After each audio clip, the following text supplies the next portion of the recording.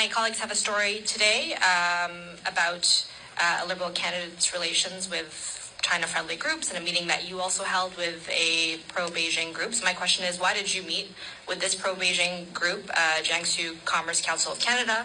And is the party okay with the fact that Liberal candidate Peter Yan has been so close with the Chinese consulate and China-friendly groups, given the public inquiry into foreign interference, says that this is a tactic China uses to exert influence? Okay, well, I'm sorry, but you can't believe everything you read in the Globe and Mail.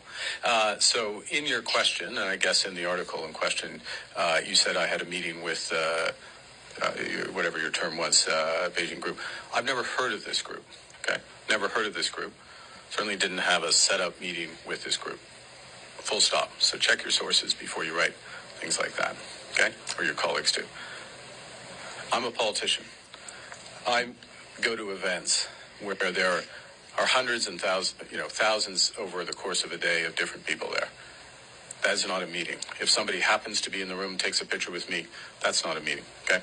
First point. Secondly, with respect to Mr. Yun, this is a person who has served his community for decades. This is a person who's deputy commissioner of the police, okay? A person in discharge of those responsibilities meets with a variety of community groups in the community because that's his job. That's his responsibility.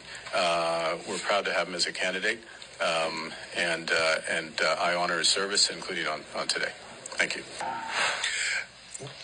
Now, there's a lot of BS in there, but was there something that triggered a memory for you? It reminds me of Trudeau denying the Globe and Mail's reporting, I think, on SNC-Lavalin. Exactly right. I do not think that's a coincidence. It's also a complete fabrication because then Steve Chase from the Globe and Mail produces photos of Carney meeting with this organization that he says he's never heard of before. He's literally there. It's on the JCC website. Yeah. They have a whole write-up about it on their website, and it's easy to translate. You can see for yourselves what they say about Carney. Now, I love poking fun at what I call the media party, the regime media, the mainstream media. I use all those terms. Sometimes I say legacy media when I'm being friendly. I don't use the word lamestream media because that just feels sort of dopey. But I say regime media a lot. Look at Andy Lee. Look at that photo. I've never heard of the group before. Yeah, and there he is posing with them. But I do not think it's a coincidence that Mark Carney said...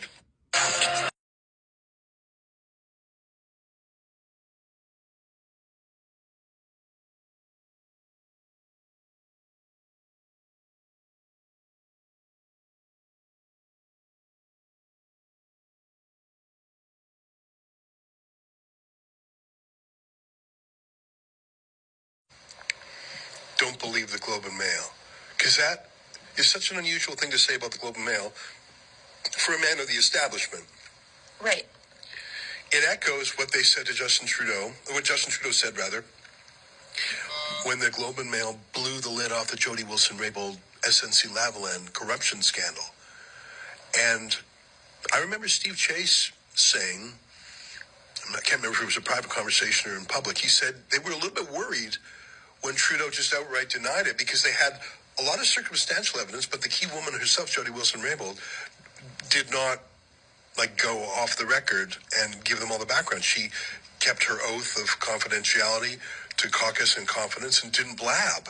So they had a lot of circumstantial evidence and a lot of pieces, but they weren't 100% certain. Let's say they were 90% certain. And Trudeau comes out and says the story in the Globe and Mail today is false. And they're thinking, oh my God, did we get it wrong?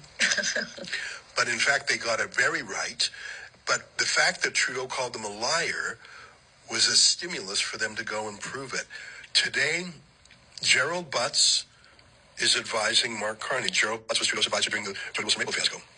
I bet you Gerald Butts fed that line to Mark Carney, which is so dumb. Because why would you turn Bob Fife and Steve Chase, the lead reporters of the Globe and Mail, why would you taunt them? Why would you get into a fight with people who buy barrels of oil by the barrel? Ink by the barrel, excuse me. But the Globe and Mail is the most prestigious newspaper record in the country. It's particularly well read in Ontario and establishment circles. And if you just taunted them and said your story is false, when all this information is public source, there's no secret source of this information. It's all out there because the Chinese communists are boasting about it. I think that Mark Carney may have made a terrible mistake today. I don't know what you think. Well, it reminds me too of him saying Paul Chang when he called for the bounty that it was a teachable moment, and then that quickly had to be walked back. Yeah. So I wonder what we'll see tomorrow on this file, if there is any indication of how the Liberal Party will backpedal on these remarks, because when he called Paul Chang his bounty on his political opponent a teachable moment, the outrage ensued thereafter. Yeah, well, this is interesting. I don't think this matter's over. I was talking to Sam Cooper, we'll be on my show tonight. I talked to him about half an hour about this stuff, and he says more is in the pipeline. I absolutely believe it.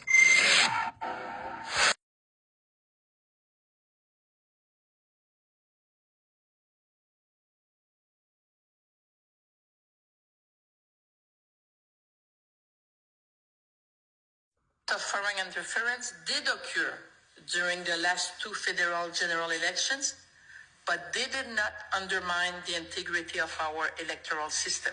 So what's the problem? Our system remains sound.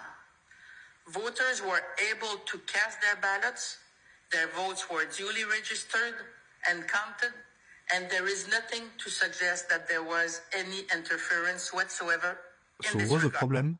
Commissioner Hoag's first report comes to conclusions and findings that are starkly different from what the Trudeau government has told us over the last 18 months, and conclusions and findings that are different from the report of Mr. Johnston of a year ago. She concluded that interference occurred in the last two general elections. And while this interference did not have an impact on which party... So what's the fucking problem? It could have had an impact. It could have had an impact. It could have. Level. And she concluded that it impacted the broader electoral system, that it undermined public confidence in Canadian democracy, and that it disproportionately targeted and negatively affected diaspora communities, particularly the Chinese community.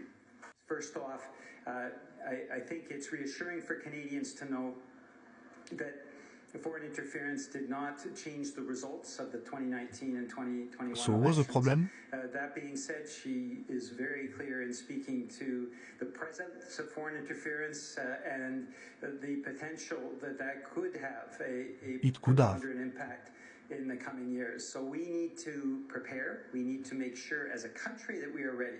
At the very latest, elections will be held next year. Of course, used foreign interference lie as a weapon for elections.